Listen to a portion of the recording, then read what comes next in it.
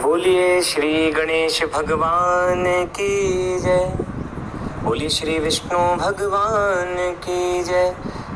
एकादशी महात्म्यम की जय हो।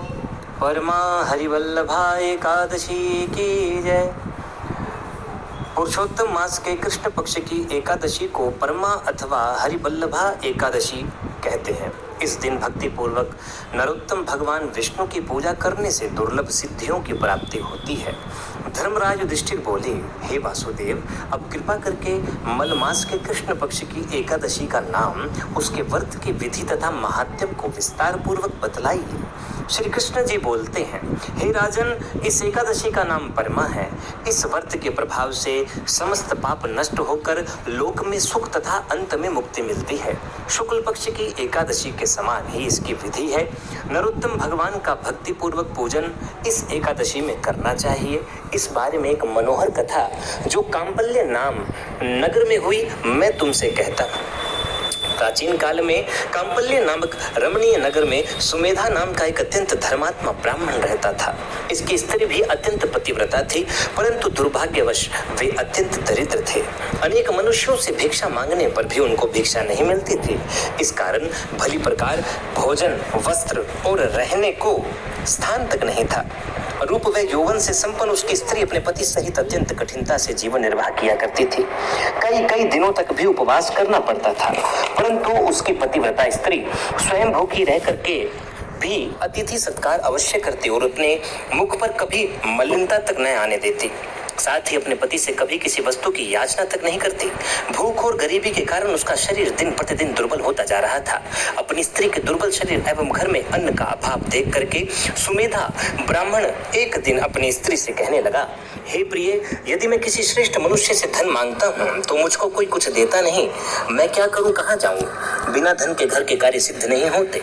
अतः मुझको विदेश जाने की आज्ञा दो, जिससे मैं कुछ धन प्राप्त कर सकूं।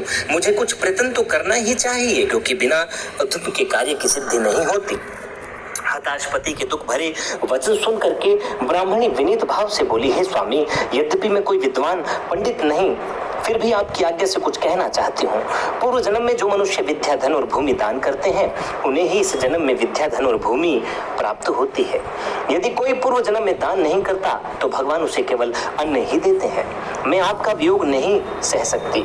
पति रहित स्त्री के संसार में माता पिता, भ्राता, ससुर तथा संबंधी आदि सभी निंदा करते हैं, इसलिए आपको यहीं पर रहना चाहिए। अपनी स्त्री के ऐसे वचन सुन करके वह ब्राह्मण परदेश नहीं गया और कांपल्य नगरी में ही दिन काटने लगा। कुछ समय के पश्चात कौंडिन्य मुनि कांपल्य नगरी में पधारे। उनको आते देख करके सुमेधा और उसकी पत्नी ने ऋषि कौंडिन्य को प्रणाम किया और कहा, हम आज धन्य हैं, आज हमारा जीवन आपके दर्शन मात्र से ही सफल हुआ। तथा उनको अपने घर ला करके आसन तथा भोजन दिया। भोजन के पश्चात उस पतिव्रता स्त्री ने मुनि से पूछा कि हे मुनि, आप मुझे दरिद्रता का नाश करने का उपाय बतलाइए। मैंने अपने पति को प्रदेश में धन कमाने जाने से रोका है। मेरे भाग्य से आप आ गए हैं। मुझे पूर्ण विश्वास है कि अब हमारी दरिद्रता दूर हो जाएगी। आप हमें दरिद्रता मिटाने वाले किसी व्रत के बारे में बतलाइए। कौंडिन्य ऋषि को ब्राह्मण दंपति पर दया आ गई और वह बोले कि हे देवी, मलमास के कृष्ण पक्ष की परमा एकादशी के व्रत से समस्त पाप, दुख और दरिद्रता आदि नष्ट हो जाते हैं। जो मनुष्य इसका व्रत करता है वह धनवान हो जाता है। इस व्रत में नृत्य, गायन और भजन कीर्तन सहित रात्रि जागरण करना चाहिए। कुबेर को महादेव जी ने इस व्रत के कारण धनाधिपति बना दिया था। इस व्रत के प्रभाव से सत्यवादी राजा हरिश्चंद्र को पुत्र, स्त्री और राज्य प्राप्त हुआ था। तत्पश्चात मुनि ने उसको एकादशी के व्रत की समस्त विधि बतलाई। मुनि ने व्रत का विधान बतलाने के बाद कहा, हे ब्राह्मणी, पंचरात्रि व्रत इससे भी अधिक उत्तम है। परमा एकादशी के दिन प्रातःकाल नित्य कर्म से निवृत्त होकर विधि पूर्वक पंचरात्रि व्रत आरंभ किया जाता है। जो मनुष्य 5 दिन तक निर्जल व्रत करते हैं वे अपने माता पिता और स्त्री सहित स्वर्ग लोक को जाते हैं। जो 5 दिन तक संध्या को केवल एक समय भोजन करते हैं वे स्वर्ग को जाते हैं। जो मनुष्य स्नान करके 5 दिन ब्राह्मणों को भोजन कराते हैं उन्हें समस्त संसार को भोजन कराने का फल मिलता है। इस व्रत में जो घोड़े का दान करता है उन्हें तीनों लोक दान करने का फल मिलता है। जो मनुष्य उत्तम ब्राह्मण को तिल सहित दान करते हैं वे तिल की संख्या के बराबर विष्णु लोक में रहते हैं। जो घी का पात्र दान करते हैं वे सूर्य लोक को जाते हैं। जो 5 दिन तक ब्रह्मचर्य पूर्वक रहते हैं वे देवांगनाओं के साथ स्वर्ग में भोग करते हैं। हे पवित्रे, तुम अपने पति के साथ इस व्रत को करो, इससे तुम्हें पर्याप्त धन और सिद्धि प्राप्त होगी और अंत में पति सहित स्वर्ग को जाओगे। कौंडिन्य मुनि के कहे अनुसार ब्राह्मण दंपति ने 5 दिन परमा एकादशी का व्रत किया। व्रत समाप्त होने पर उसने देखा कि एक राजकुमार अपने सेवकों के सहित उसके सामने खड़े हैं। राजकुमार ने ब्रह्मा की प्रेरणा से एक सुंदर नवीन मकान जो कि सभी वस्तुओं से सजा हुआ था रहने के लिए उन्हें दिया। साथ ही राजकुमार आजीविका के लिए 1 ग्राम देकर अपने महल को चले गए। वे दोनों इस व्रत के प्रभाव से अपनी संतानों के सहित अनंत सुख भोग करके अंत में स्वर्ग लोक को प्राप्त हुए। जो मनुष्य परमा एकादशी का व्रत करता है उसे समस्त तीर्थों में दान आदि का फल मिलता है। जिस प्रकार संसार में 2 पैरों वालों में ब्राह्मण, 4 पैरों वालों में गौ, देवताओं में इंद्रराज श्रेष्ठ हैं, उसी प्रकार महीनों में अधिक यानी कि लोन मास उत्तम है। इस महीने में पंचरात्रि व्रत अत्यंत पुण्य देने वाला है। इस महीने में पद्मनी और परमा दोनों ही एकादशियां श्रेष्ठ हैं। उनके व्रत से समस्त पाप क्षीण हो जाते हैं।